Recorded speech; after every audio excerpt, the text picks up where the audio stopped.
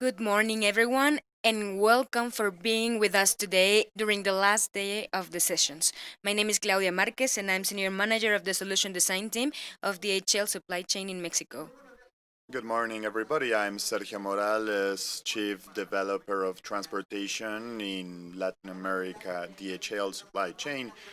In name of everybody, we welcome everyone to the third day of our event, Transportation Forum 2020. And because of this situation we're living, it is 100% online. Today, we're going to close this major event from DHL Supply Chain in Mexico under strict healthy measures because for DHL, safety comes first. Well, to get started with today, we will connect to Bonn in the Center of Innovation in Germany with Nabil Maloli, our Vice President, Global Vice President in e-commerce in DHL, will share why this sector is so relevant now and what are we doing in DHL to satisfy our clients. This conference will be transmitting through three channels: Spanish, Portuguese, and English. Please select the audio by clicking on the button with the language you'd like, which is above the transmission. During the session, you will have the opportunity to ask any question you like through the chat, which is below the transmission. Please use this space only for asking questions and place the word question to identify it. Well, our guest is Nabil Maluli. He is Vice President of Global E-commerce of DHL Supply Chain. From here, he leads strategic innovation and product development for e-commerce solutions. Nabil was Vice President of Customer Solutions of Innovation, where he supervised the solutions of innovations to help companies of Fortune 500 who do global business with DHL. He has a lot of experience in new technologies that are focused in the client in digitalization, automatization, big data, and robotics. Nabil is very passionate about innovation, e-commerce, supply chains, customer service, and entrepreneurs. Also, he is advisor for startups, non-governmental organizations, and others. He has a master's degree in international commerce from the International Business School in Montpellier, France. So we are very pleased to have Nabil, and we are starting our e-commerce and the last mile revolution session. Good morning, Nabil. Good morning, Mexico, and to our colleagues and friends from the region. My name is Nabil Malouli, Vice President of E-commerce Supply Chain Global Level, and it is a pleasure for me to be with you here in this great event of Transportation Forum. Today, we're going to talk about a subject that I am very passionate about. And these last years, I've been in e-commerce working with companies and scalers and startups throughout the world. And what I would like to do today is to share with you some of the learning and also the vision that what we are seeing is happening in the world based on the situation with pandemic around the world. Of course, we'll talk about Mexico and some data about the region and how this has impacted and created opportunities which are enormous actually, and also important considerations for companies on how to do business, how to structure strategies to be successful in this new normality. So, I prepared this agenda, and first of all, we'll talk about how COVID has impacted in the acceleration for companies, industries, and economies in what it comes to digital transformation and e-sales. We'll also talk about the trends in the market and which is obviously being accelerated too. But what are the tendencies that we had before COVID which were very consistent and which also had some impact when we look forward to the future in our businesses? We'll talk about the consumer. It must be in the center of every strategy, every business strategy, on what are the changes on this behavior and his behavior that impact directly our businesses and how do we need to adapt our supply chains. We'll also talk about how this is revolving 360 degrees, the last mile solution, and we will also share some elements of what we see as key areas to address in the new normality and also the times to come in the following months and day in what it comes to economic recovery and how to be in that recovery, which is of course important.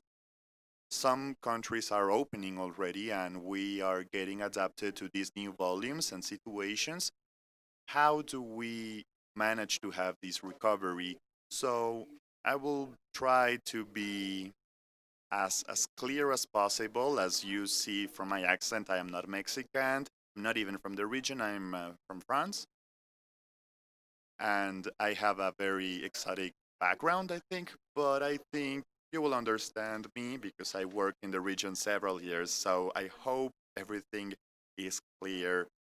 And also, don't forget you will have time after the presentation to do some questions, and I'll be pleased to answer and to give more insight about what we're seeing and what we're experiencing. Today, we have a great opportunity. In fact, we are broadcasting live from our Innovation Center in Germany. So, we are in the heart of innovation in DHL's world, and I hope that will this will inspire today's session. So, context first. COVID has accelerated digital transformation of companies from 5 to 10 years. A couple of weeks ago, I was with the vice president of a very important group, and COVID said, Nabil, COVID had come like 5 years of updates that we had in terms of volume.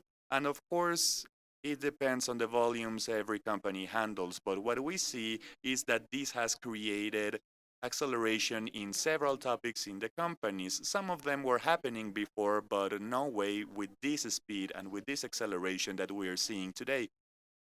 And we need to adapt. So, Fortune magazine interviewed several CEOs of the most important companies, 500 of them, and 75% of them said that COVID accelerated their digital transformation.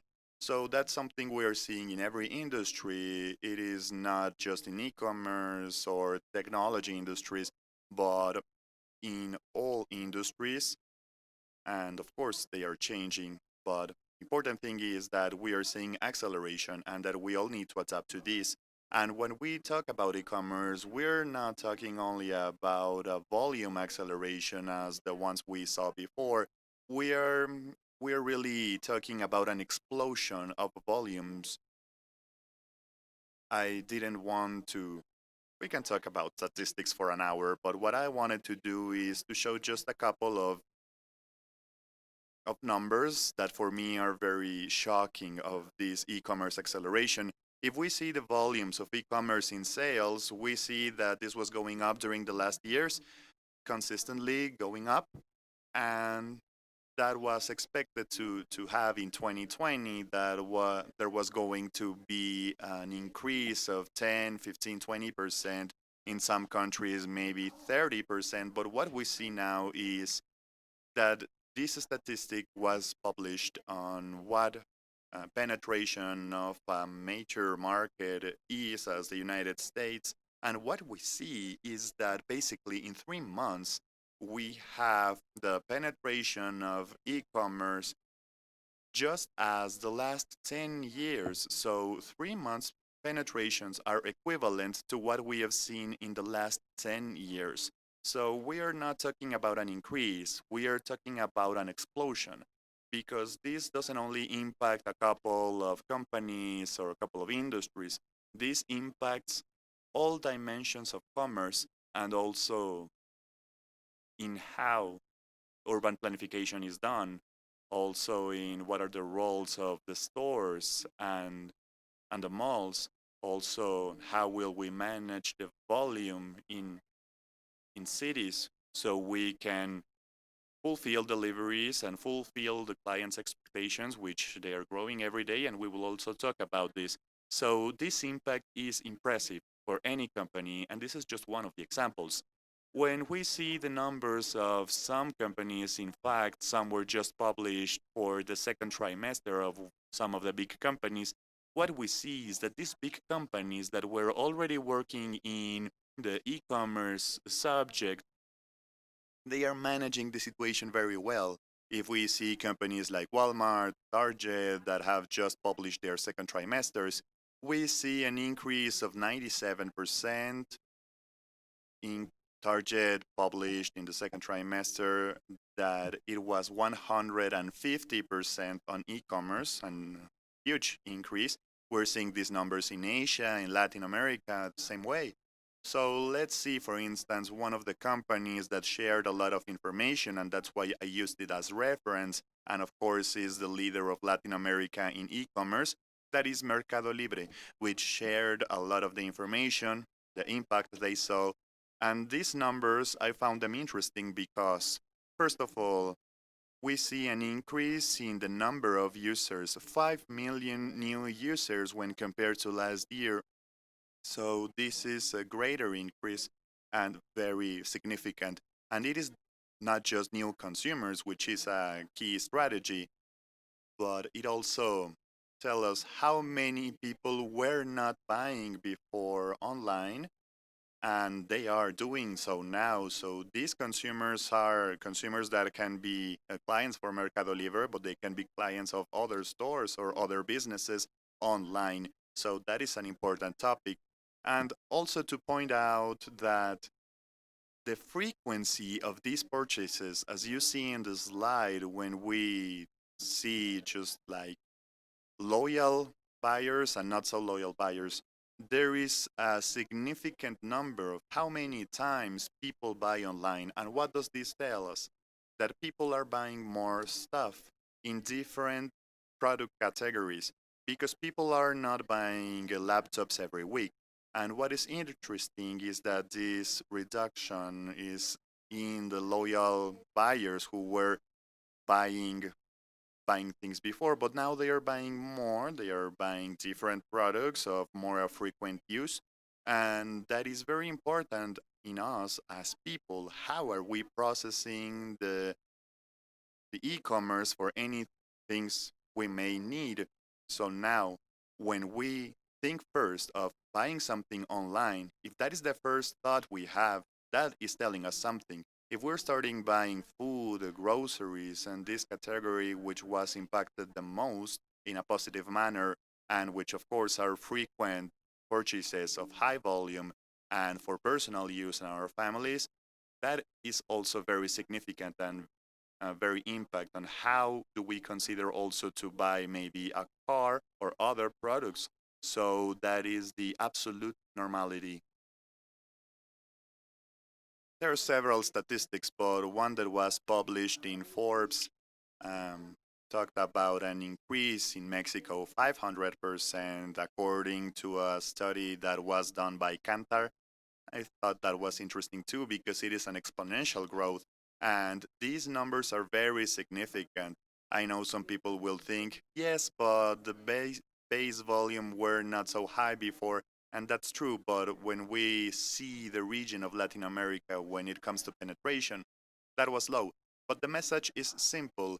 If the basis was low, is telling us that the opportunity ahead of us is enormous. So in Latin America, in Mexico, Brazil, or Argentina, there are very important players, but there is no company that has a total dominance in e-commerce as maybe in some other markets in the world they are, where there is one player that it is way more ahead than all the others, and that is more complicated to compete.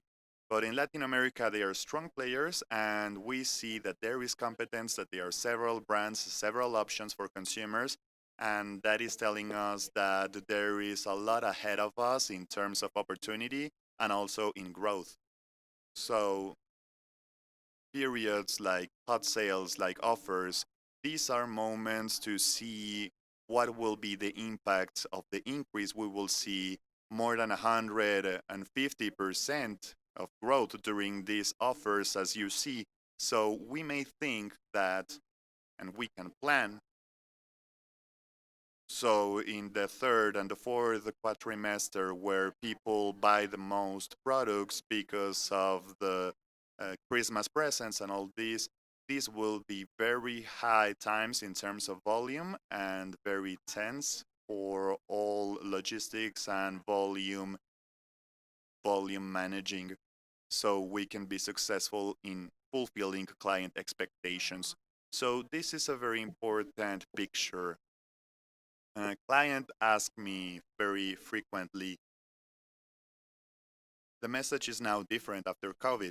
And in these last weeks, it's also different, but they were like, okay, Nabil, we have a very solid structure in the physical world with stores and all that, but e-commerce is just a very small percentage. So we wanted to invest in that world, but it was hard to us.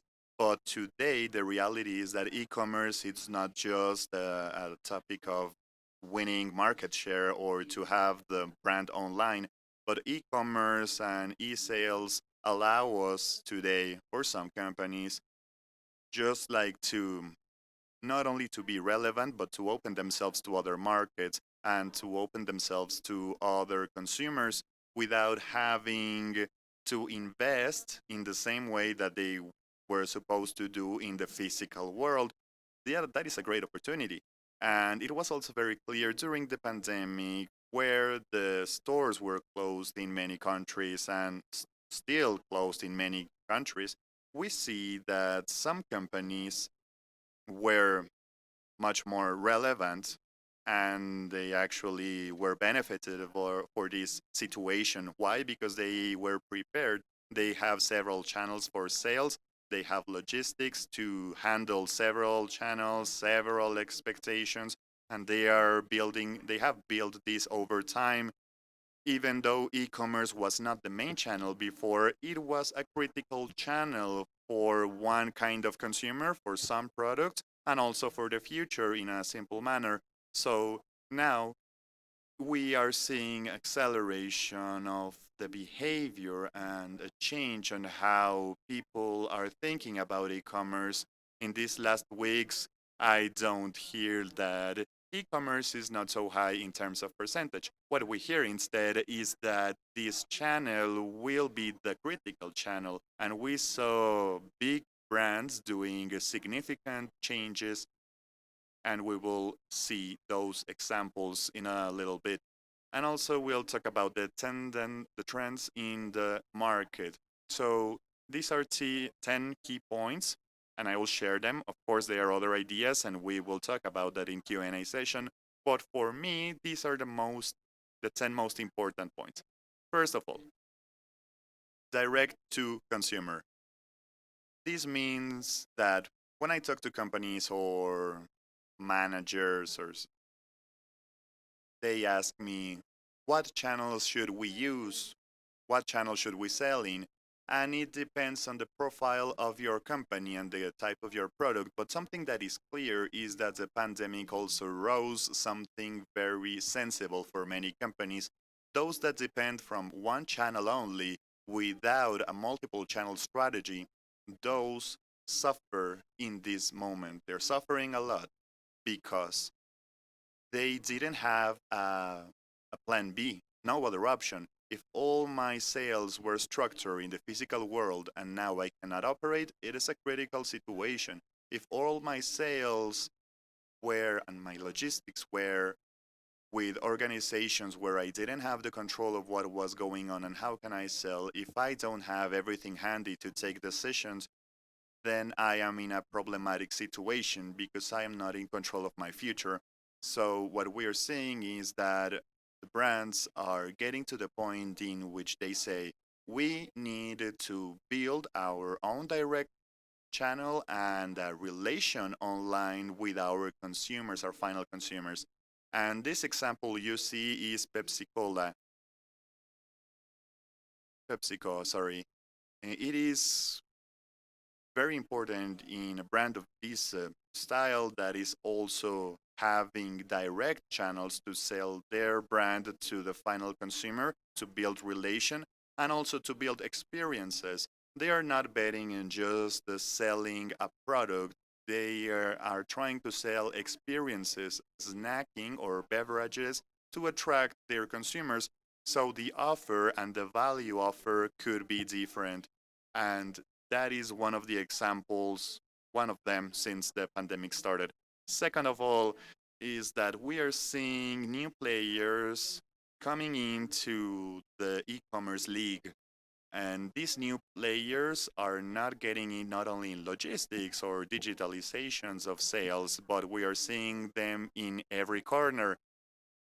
Here are some ads from Google Shopping that decided to offer the platform free of charge to merchants, and also a company like Facebook that launched very officially and very clearly an option for people to sell in the social network, and also companies like Uber or Lyft, and we saw it last week like DoorDash, who are launching new functions of logistics and also solutions that are like in a bigger picture, a service that like online shopping and home delivery for consumer. So we're seeing a new panel of change of players in this ecosystem. And what is the message? That the e-commerce world is more attractive every day, and attracting people who want to be part of this change. It is a great opportunity. And it is not a window of 1, 2 months. It is a window maybe of 18 months that it will be building up for these new parties that are coming in. So competence is arriving, and we should be aware of what is happening because these new solutions open several ways. They are new competitors, yes, but they are also new opportunities. For instance, a social network like Facebook with 3 billion people, if they started to do e-commerce, that would be a new channel for brands, but also new channels for logistics to attract more consumers, to lift up the volume of sales. And all these movements have both options. It just depends on the angle we're looking them from. There is a dark side and a bright side, as in any business. So the third point is convergence in what it is the physical world and the digital world. There is no, oh no, we have a department that it is physical and also a department that is online. So if you're in that world, it is the moment to really think about that, because every time we're seeing, every day we're seeing that there is a line between these two worlds, and this convergence, it's not of only digital solutions but also from logistics. It is very important to address on how to handle this transportation. How do we do so all the experience and all the services from where you were looking for a product and when you return a product, in any case, they might be under an umbrella which is convergent, which is unified, and that gives actually what the consumer wants, which is products with high options in a good price, and also the chance to return the product or have policies that will allow them to be flexible while they buy and other things. So we see stores that, yes, have a distribution center, and others that are using their stores just to deliver to the final consumers. We are seeing that these two worlds are more linked every day, and that successful companies will have to go through this. Those who don't have a physical presence, they can do it with partners or with other companies that do.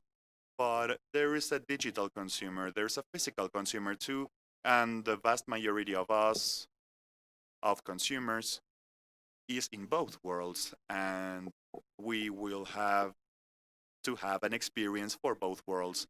So many times they say, hey, do you think that in Mexico, Brazil, or Argentina will happen, of will bankruptcy in the United States is happening in the real world? My answer is, I think that what's going on in the United States is particular because it is not only e-commerce, but if we see some of the key statistics to understand what's going on in the US, we see there's a commercial offer in the US in the terms of shops and commercial real estate and all these, which is 20 times more or 20 times greater than that in Mexico. So, what does this tell us? That what is happening today, it's not only an e-commerce issue of big platforms that are disrupting in, but it is telling us that there is an adjustment because there is a lot of space of the physical retail world that may not be that necessary today, and maybe it won't ever be, at least for the next 10, 20 years, because for the moment, with this transition, with more online shopping and people looking for other options, there is a great part of consumers that don't need that physical state. So we should think on what is the role of the physical stores. That is very important. Also, something very important to us in logistics is what it comes to business e-commerce. When we talk of e-commerce, we think of B2C, products bought by a consumer, but something that has a lot of potential, it's B2B, business to business. Companies that buy online with the same expectations that they have in the in-person world. So something like independent from technology and all this innovation, people in the companies, decisions makers on inventory or sales or purchases, they are consumers too. So we are seeing a movement from these expectations from the in-person world to the individual world to the business world. If I have a restaurant or a cafe, why do I have to have a stock of 1 month? I want to have the order put in the last night or one night, and the next morning I want it there in my office, in my restaurant. I want to have the same expectations that I have in my personal life. So, that, of course, has a great opportunity, but it's also very challenging of how do we do all this? How do we fulfill these expectations? What we see also that is increasing in terms of importance, it is the disruption models, or subscription models, sorry, and maybe food, maybe clothes, maybe cosmetics, and now we are seeing those subscriptions model being in increasing in several businesses in some ways that we may not be able to think in the past, but something like, for instance, renting washing machines, and we would never thought of that before. There are new opportunities, considerations on how do we need to think of e-commerce in the future. Something important for us in DHL, this is critical for us because we are focused in sustainability, but we have seen that more brands, more organizations, more cities are getting involved with this. E-commerce itself generates challenges, of course, in sustainability wise. We have seen several innovations from Samsung. I like this one from Samsung. As you see, the the box for the TV can be reused within the house to make a cat house. And in the terms of packaging, we're seeing that this, but also in how delivery is being done. We launched a project in the United States for everything that is like bicycle delivery. We started in Miami. These kind of vehicles also are in Miami, and we are about to launch these projects in several places. In Mexico, we also launched last year the spec vehicles. And when we think about sustainability, we think of electric cars or recycled materials, but sustainability is also about optimization and using the vehicles, which the proper vehicles to do the deliveries and the transportation in an effective way, but using the right vehicles in terms of volume, for instance, and they are hybrid too. It is also about optimizing, not only changing towards maybe other technologies which are completely electric. So we work in several areas to secure that we are more efficient every day. And something that unfortunately we are seeing is that every time we are seeing, or every day we are seeing non-human contact. And I don't know if this will benefit us in the long term as people, but what is clear is that we are seeing that several organizations are looking for options with non-human contact because in this right moment it's not what we want to do. So for instance, Apple called my attention when I received some some newsletter and I read that Apple that has a lot of things to offer and that is very different from others. And they said like, why Apple? They said no contact delivery. So that is telling us something. It is in the mind of everybody as a priority, something very important like the non-human contact. So we have been developing solutions, as you see in the picture, these pickup back stations, and this kind of solution where you can um, receive your product without human contact. This will be more easily seen in the future, and we will see more options in the future with less human contact, at least for until we receive a vaccination. But these models will be something we'll get used to, and it will be just normal in what the consumer will be looking for. And not only in logistics, but when we talked about no contact, we, for instance, in Latin America, many people are still using cash or sign exchange. And all these processes are going to the digital world too. In particular, when it comes to payments, it is one of the areas where we have seen several companies pushing to have options of digital payments. In Latin America, Mercado Pago is one of those companies that have focused their efforts in pushing these kind of solutions, and that is very important for the future.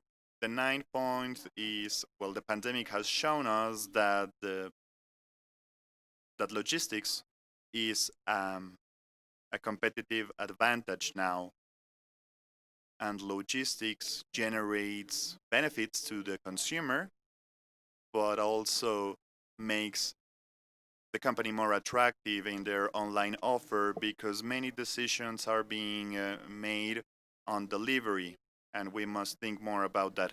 I like this example very much. This is a study that was done in terms of how the full experience of the customer is when he wants to buy. It's a study made by PayPal. And as you see, the green line is the positive emotions, and the red line are the negative emotions when buying a product. And what we see is that in the moment when there's the more friction with anxiety and worrying and just negative in general terms, and the point in which we have less positive feelings is when we choose logistics, delivery, and payment methods. So what does this tell us? This is the most frustrating moment when we buy a product online. So that is why we see this much effort from companies, this much investment in enhancing this solution, and that is why we are investing so much in these areas to relieve this process, and it makes this a competitive advantage and not just like a cost or a challenge within the purchasing process of a client. And the last point I have here in what the trends in the big market will be is the cross-border issue. How do we sell products today? It is not just domestic sales. What we see now is that the number one reasons for people of buying products in other country The first reason is availability of products that you may find in some markets that are not available in the domestic market.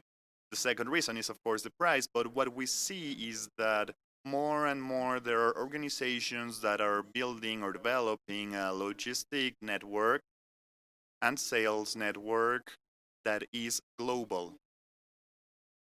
And there are some organizations that have bet a lot on this, and especially in markets like Mexico, where there's a lot of connection with the rest of the world with free trade agreements. And this will be a key area of opportunity in how e-commerce will open us to the world and to the whole region, or yes, maybe to every corner of the country. This will increase competence, of course, within countries.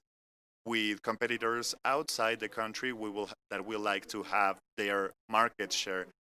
So this is it with the trends of the market, and now we will talk about the consumer, because we will talk about these technologic changes and strategies of companies, when I think the key part will be always to have the consumer in the center of all these discussions and strategies and decisions.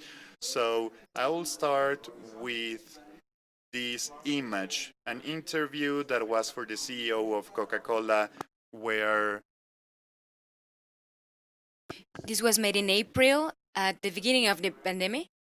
And he said that we're going to see big changes in the consumption issue about COVID. Now, after a few months, you can see that there are some industries and businesses that were affected by COVID. We're going to talk about the 10 elements from the consumer, and I love this image. It's a real image of a consumer, a digital consumer. He's the one who was born with a smartphone on their hands. And when you see this letter, it's a real picture from a boy who is asking for Santa for some things for Christmas. And he's leaving there the link from the product online. And there is how people see it, how relationships are developing from the shoppers of the tomorrow, that they are different, the way they consume, the way they buy things. It's completely digital, so what we're seeing in trends is only going to be accelerated. The second thing is that we wake up, and the first thing that we do is we take our cell phones. Or when we go to sleep, we are connected. We're connected all the time. So if you check out the statistics, why people shop online, the main reason is because they can buy anytime they want. It is not because of the prices, not quality. It's because they can buy anytime they want. You have a shopping mall on your hand all the time, and this allows to have a client which is always online, that who can compare, who can check out all the options he has. And this is very important. Before, you needed 4 things. Today, you need 16. So this subject is on their minds, and it is important, and you're always all the time there connected with them. So here is what we're seeing with these solutions. The next thing is when you buy unconsciously, when you take an Uber or any other technology, mobility technology, you are making a transaction, but you don't realize about it. You are just doing a transaction, but you are buying a service. You're not giving money, you're not paying physically. But this is an unconscious shopping. And also logistics, unconscious. You don't realize, you don't know about the product if it arrived before, and it is better for you. This is easy now, without looking for everything, without waiting, and this is logistics. The next one is how quickly this is, and it is clear for everybody. This speediness is important nowadays because people don't want to wait. And it is not valid for all products or any situation, geographic situation, country, but it is valid anyways. People want things fast and they want to have more options. When you talk about e-commerce, there are no restrictions about what you can have as product. So the options and the alternatives that you have are infinite. You can have more much products that you could have regularly. The next point is talking about diversity, product diversity. When I was talking about the frequency, how much, and how long they buy, the diversity of the products that they buy also augments this complexity of logistics.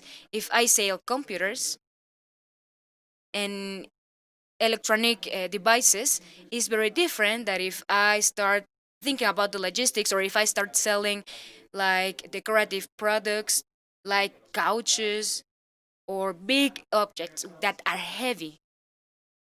This is something very complicated. This is a real photo. The last Beatles that were sold, this is a real picture. This is how they were delivered. An unusual and interesting thing to see. Another topic which I like is the convenience. Us, when we think about logistics, we are the main character. This is the logistics, is the experience, how easy, how you receive products, how easy you can have all those options there, where you have these return things, when you can receive it in your house, in your office. It is a key point. You can see that this convenience is arriving, is going up to the next level. It is not only about receiving and delivery with one option. You can have several options. We're starting to see options where you can receive your objects at your house. Like, for example, here is a Walmart thing in the US when you can deliver objects and you can put them on the refrigerators. You can see all these that differentiate Walmart from other business, for example. And this convenience comes with another key point, which is control. When you think about control, it means that you're giving a voice to the client.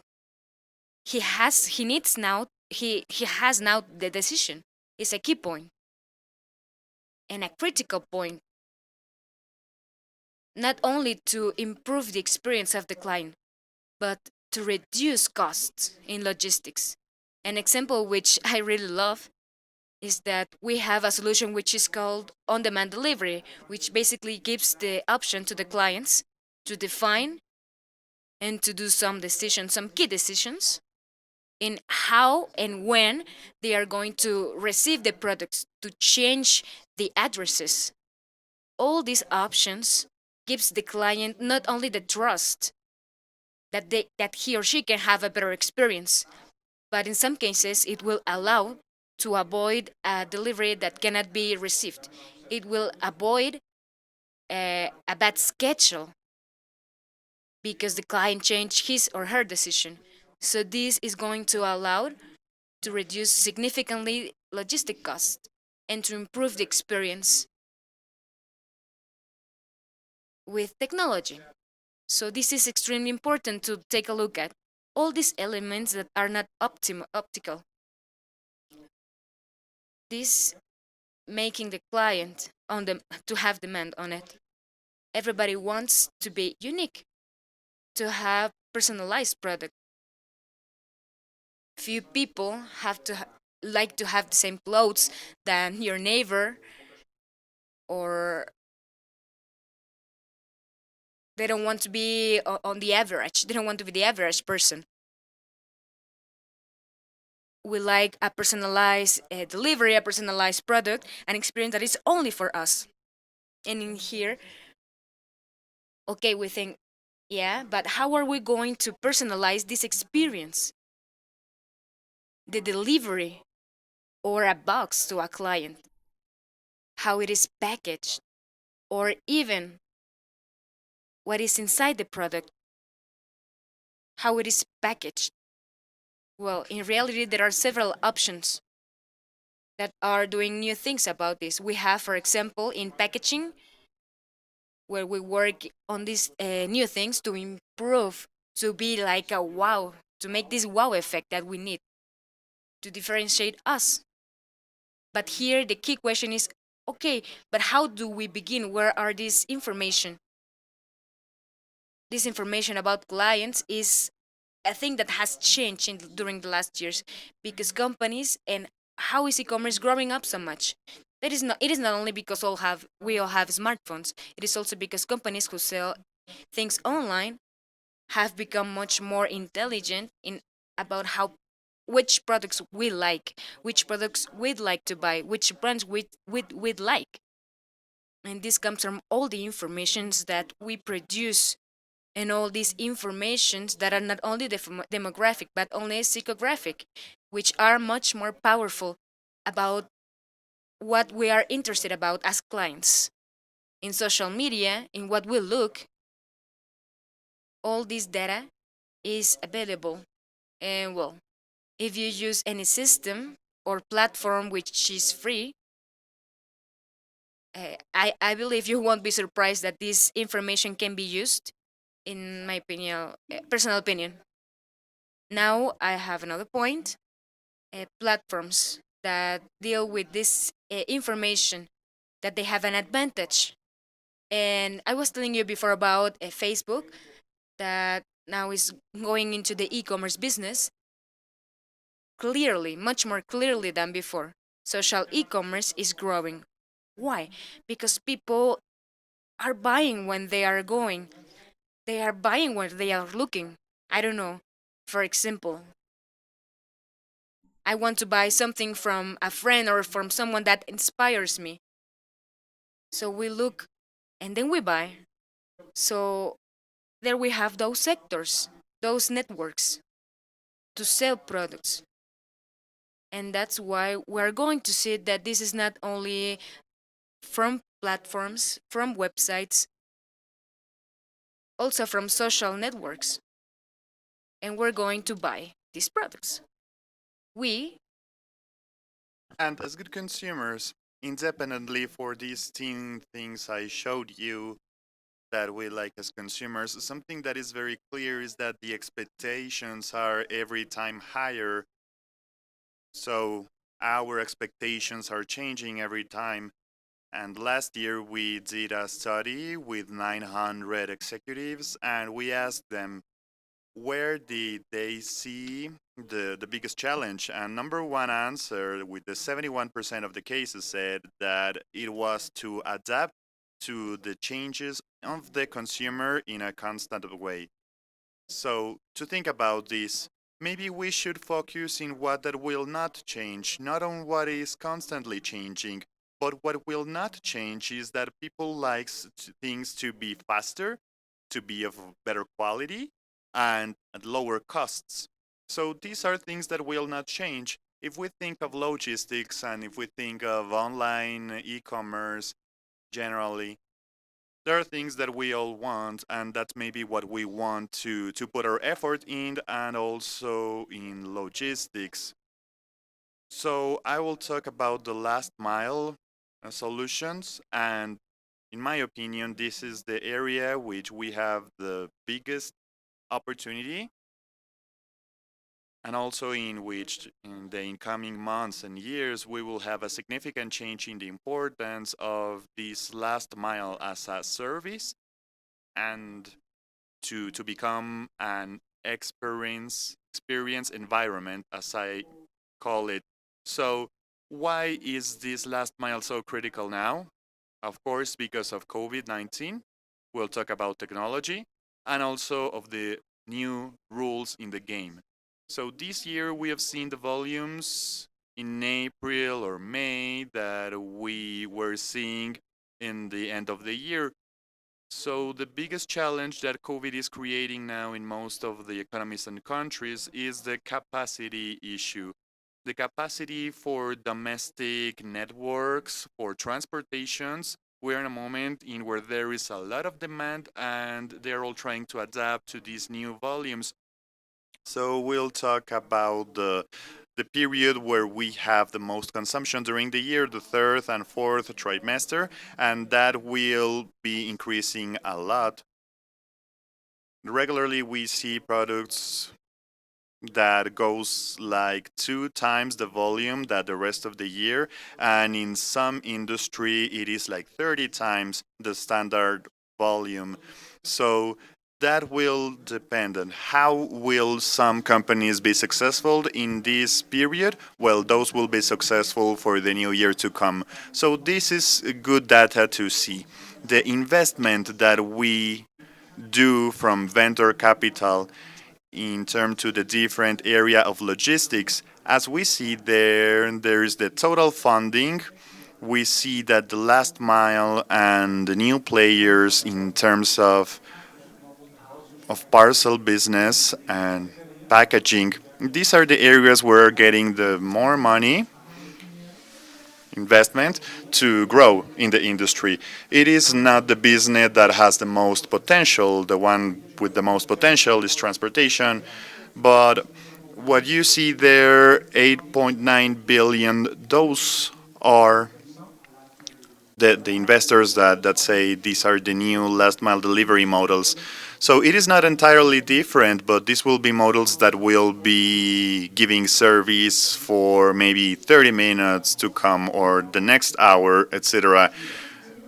So this is from the world that we are seeing. COVID means impact in e-commerce, not only B2C but also B2B.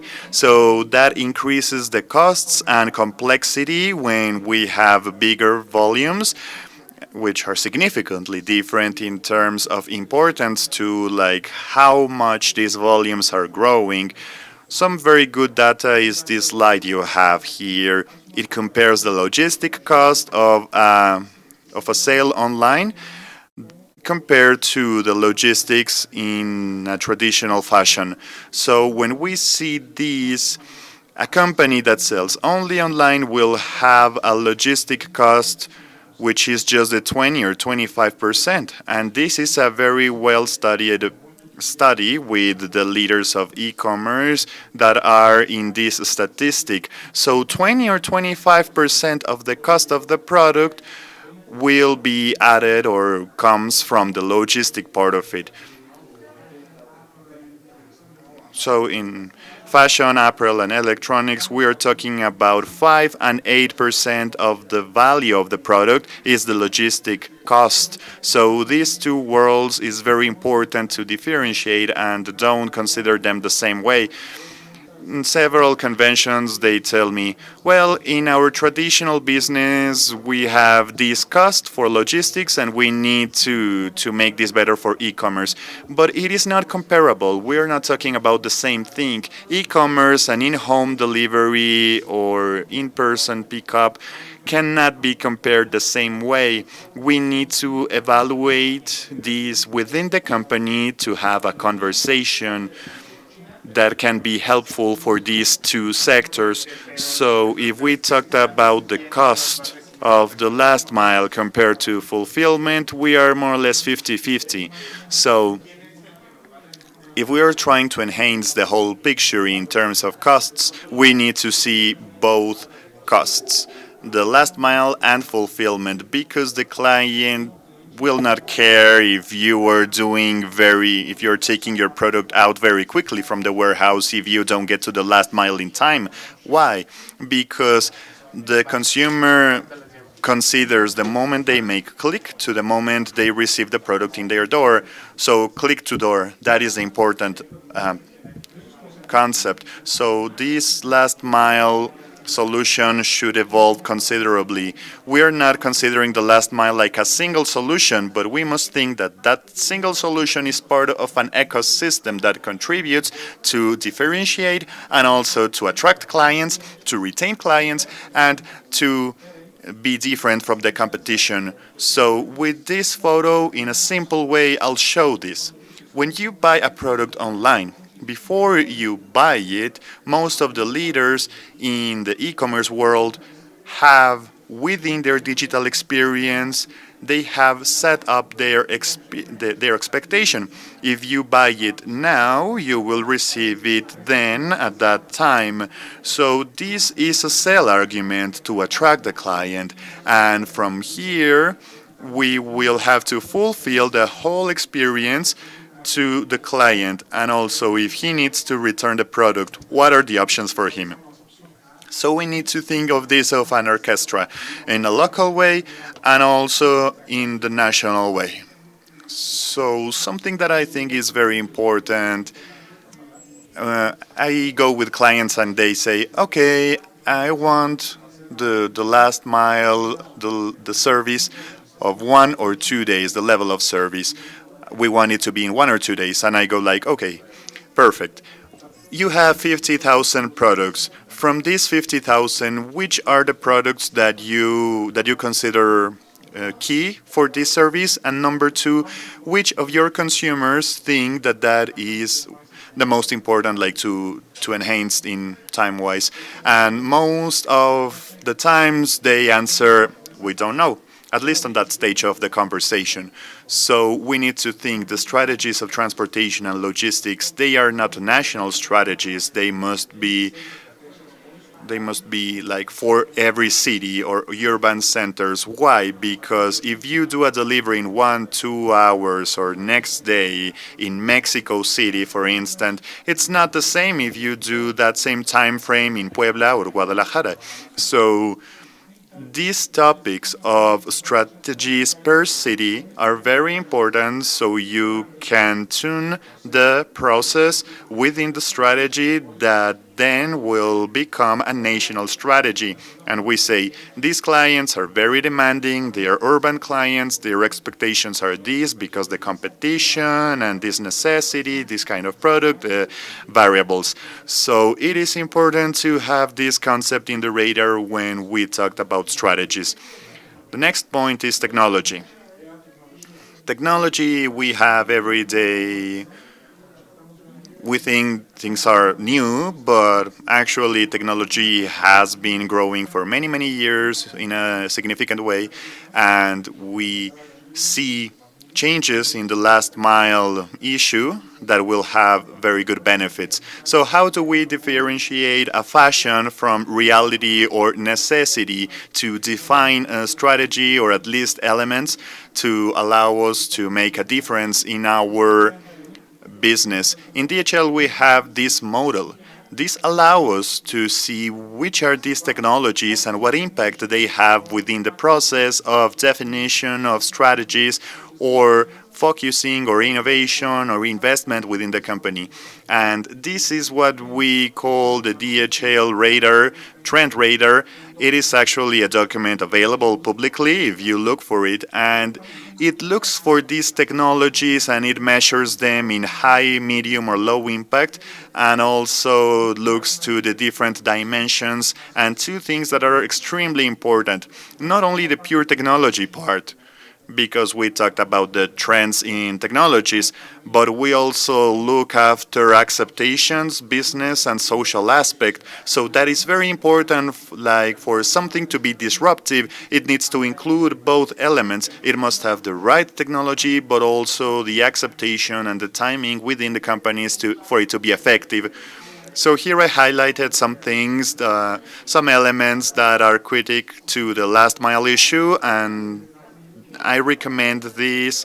I recommend you to check the document. There are several things I think you would like in terms of thinking a different way and looking for other options in every matter. So I talked about the capacity issue and the timing issue, so I will give some light to what will come in time and what we think will have a great impact. That is in the long term, because we are seeing this disruptive innovation. But I would like to mention that every time we say disruptive innovation, we think that the process is we have an idea, we see statistics, and we say that is ridiculous, that will never happen. And after that idea, we move on to a point where we say, no, that is dangerous. And after that, we get to a stage that we say, oh, it was obvious. So think of it in your lives when we see interviews of 20 years ago and they talk about something that we're seeing today. Isn't it true? So it is important uh, that we shouldn't look for these technologies and go like, oh, this will never happen, or that will happen when I am 60 years old and I wouldn't care. But this has an impact, and we're seeing some of these movements having an impact in reality of businesses. In my opinion, three things will change significantly, and we will see this in the next decade with a significant impact of e-commerce and how it will be done. And these three things are delivery robots delivery, an example, autonomous vehicles and drones. And these combined with sustainability will create an experience. These technologies, when we talked about drones in particular, people say, okay, Nabil, that's good, but we have been talking these the last 10 years, but we haven't seen that. All these elements have some particularity. We're not talking just about a software or a product that it is easy to implement. All these technologies have impact in critical areas, from regulations to the technology part, to the infrastructure part, social approbation, and who is in control of these models. And that's why we're seeing that it is not that easy. It takes time for this to become a reality, but let's not fool ourselves. This will come. For instance, the delivery by robots. There are some companies that have this done. It's not just a pilot process. They are doing this maybe inside a campus or a limited area, but they are doing it.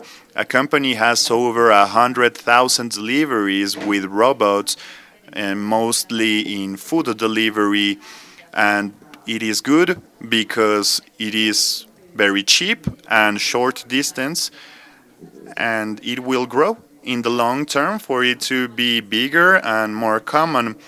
This is an example of the sidewalk robots. Another model is the robots. Here we are talking about vehicles that have a capacity, a bigger capacity, more like an actual vehicle, and they deliver several packages, not only one. And here you see an example in the video, GD.com, that has implemented this kind of technology in China, and they are enhancing it and pushing on it every time more. And there are hybrid models where we see a combination of technologies with different models. I will show one of ours, but the message is that there are different models, and each one of them depend on the statistics that we're looking for.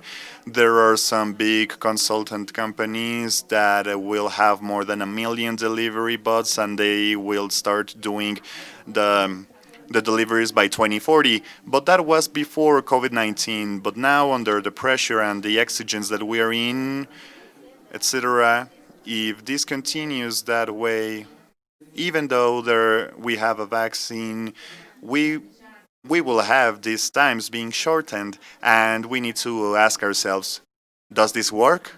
Will it not work? The answer is it is already working, and we need to see in what cases it will be easy to implement. An example, if we are delivering food, a package in short distance within a radio of 1 kilometer, these kind of vehicles will be a perfect solution in a campus, for instance, where it is a limited space, controlled space. There is not so much circulation or interactions with our vehicles or people, and we can implement this kind of solutions. So it is not if, it is how this will take place. And a second dimension for this is about, well, autonomous vehicles. What we see on the left side is a photo I took in September last year. I was in Google headquarters, Google Care that looks after innovation and what they call the emotional factor. And when I came to the parking lot, I took that picture. There were six of these vehicles and were delivering that were delivering people. No, sorry, that's I am so much in logistics. They were just giving service of mobility to people, picking up and leaving people in the office, and I was like, wow, six vehicles at the time, autonomous vehicle? Yes. And I went, wow, this is a reality. In this city, it is a reality. We are so advanced in technology. And I asked, how many of you think that are good drivers? If we were in the physical world, I would see 1,000 hands in the air. I don't see you now. But the most advanced company in this is Waymo, which is from Alphabet Group, very ahead of on this. It has statistics of engagement that it shows more than 11,000 miles of autonomous driving in this whole distance. I think I am a good driver, but if I go and drive 11,000 miles, maybe I will do one or two mistakes during this time or even more. But technology is so advanced now that what we have seen in the last months is that most of these companies that were oriented to the transportation world, people transportation, now they are trying to get into the logistic world because in transportations you don't need to be a technology that it is fully developed until the level 5, which is the most advanced level of automation, in order to have a significant influence. If you're in stage 4 of high automations, you have advantages, your costs are lower, and there's an estimation of 20 or 40% of cost reduction of logistics if you start implementing semi-automized and not fully automated. In my opinion, this is what will be the biggest change about this kind of disruptions, and we'll see the impact of this. And also to mention the drones, we have seen and people say like we have been in listening to that since 2013, but there has been a lot of activity in that world. Maybe there is not like a wide execution of this in the real world, but in Australia, in Finland, there are some deliveries that are done this way, and there is a big investment in 2.6 billions, more than 67 startups that were created or sold after, and we are seeing movement in these too. Maybe we're just in the first baby steps, but the pandemic has created a big was created a lot of change in these issues. And after COVID started, we have seen an increase in users of 350% and volumes around 200% increase when they are giving deliveries with this. Here there's a little video to illustrate how does this happen in the world of logistics and potentially how this will integrate to the ecosystem, because if we talked about this technology, we may find a million reasons why this will not work. We can say security, it won't be possible because of this and that, there's complexity. But what we see is that companies find ways to do this. And this is one of the projects we have with a partner in terms of cooperation. And as you see, you find the way. So we don't think that this will happen night from one day to another, but this will be relevant, and little by little we'll be seeing this evolution. So in terms of sustainability, I talked about the trends a little bit, but in something that we are very proud about is in the electric vehicles. We have the street scooter program in the company, and if you were here in Germany, you will see them in the streets.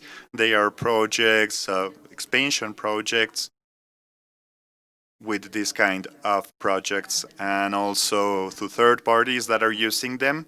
These are vehicles to do urban deliveries in a sustainable manner, and we will see more companies getting into this market. Tesla, for instance, and we're seeing more and more announcements to do more ads to do sustainable deliveries, and not only about vehicles but also with packaging. Here's an example with companies that are doing stuff to for recyclable matters with products that can be reused entirely in terms of packaging. So also how the rules have changed, what are the dimensions, how do we see an impact on the last mile, and what I would like to say is, first of all, competition.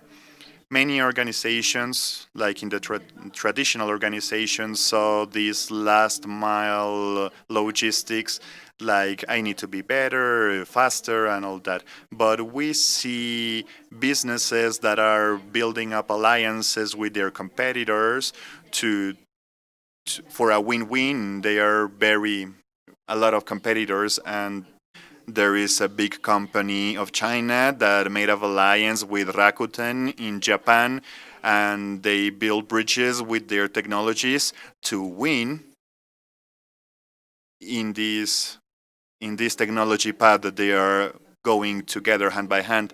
So in the last mile logistic issue is also attracting companies that were in the logistic world but not like this. For instance, Emirates just launched a service of e-commerce last mile service as an AO line, and that is something new for an airline to do. That is incredible.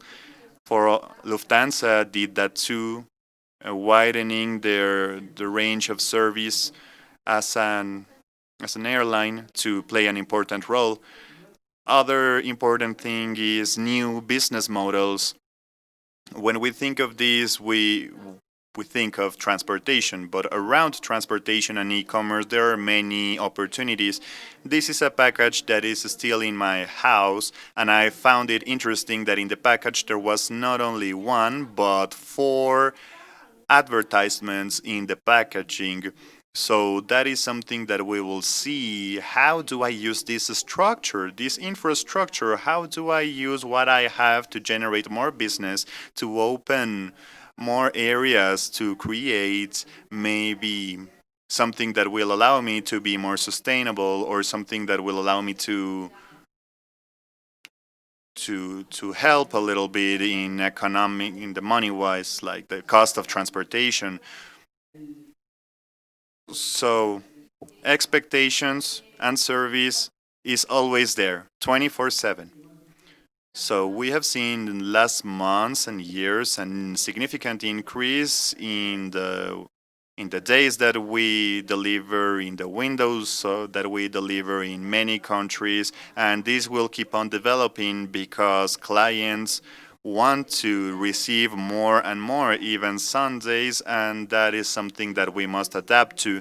And we see also other players in the game that are coming in with a lot of investment so they can push level of service, the service level, and to obtain market share. And of course, that will generate opportunities for everybody's and competition to push the line harder and harder to serve our clients. I know this is a lot of information, but I hope I have given you a good perspective of these three dimensions, which I think they are key. We will have the Q&A session, so if there is any specific topic that you would like to address, we will try to resume this a little bit to build up a recap on how do we do to recover, and what can I do in the next weeks and months about e-commerce and last mile solutions so I can adapt to that. So the main point, I think, is first of all to focus in strategies and how to structure around consumers and their expectations. It is not the same to be a last mile company if you service 1 day after, 2 days after, or 3 days after. There are different services, so there are different capacities, different service levels, but we need to focus with the client in the center of everything and see how you can adapt. The second point is future is a shared future. So in here we need to think how the structures that we have can be more valuable when we see strategies that maybe we can share, build up strategic alliances to be more effective and win-win. I think that will be important. Also, we need to move from an ecosystem of there were single solutions of warehouse, fulfillments, last mile, and etc., which were segregated, and we need to start thinking in a whole ecosystem that will allow us to make a difference, to attract new clients and retain clients, and also how to convert more clients with our value offer in logistics. This is very important. We can have support service, and also it is not just support now, but we can also help for businesses to grow, important in logistics. And also the next competitor maybe is not born yet. That is not only true in logistics, but maybe in other industries. So that's why we need to keep on innovating, and it is a pleasure to be here broadcasting from our innovation center in Germany. We always need to start, well, to keep on looking how can we enhance our procedures, optimization of capacity, and all the data we have so we can be more effective every time. And the technology is absolutely necessary on how do we face these new challenges. Everything is related to that now. It is not just data, but also the analysis, the combination of this data and how to do an effective decision making. And that is what companies really suffer about. And the last point, it is that we need to handle or to plan like a country strategy and also a local strategy. That is key. We need to look after cities, these centers where we have a very good focus in a strong basis of clients, and to bet and win in that little market. We are not all the same, not all the cities are the same, so we need to win locally. And to be honest, technology has created a lot of companies which are very strong in a very restricted area, for instance, a city or the areas within a particular city. So how do I take advantage of these to be the more effective? And to finish with the session, when we talked about innovation and the future, I love this story, this picture you see here. The box you see is the box of a bicycle of a company that's called Move from Netherlands, and they have a problem in 2016 in terms of damage. They sell these electric bicycles worldwide, and they had problems of damages when it was transported worldwide. So you may think, well, why don't we change the packaging?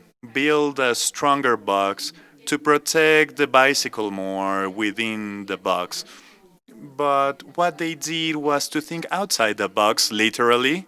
It is a very good metaphor to think outside the box, because what they decided is that we will not change the packaging. We will not change inside the box. We will print a TV in the box, and inside you will find a bicycle, but the people that will move it will think that there is a television inside. So it is a very simple idea, and with this, they reduce the damages they were having in delivery and transportation in 80%. So I think this is the best example to illustrate that sometimes we think of very complicated things to optimize things or resolve problems, but sometimes there are very pragmatic and simple solutions that do require us to think differently and outside the box. So, with that, I finish my conversation.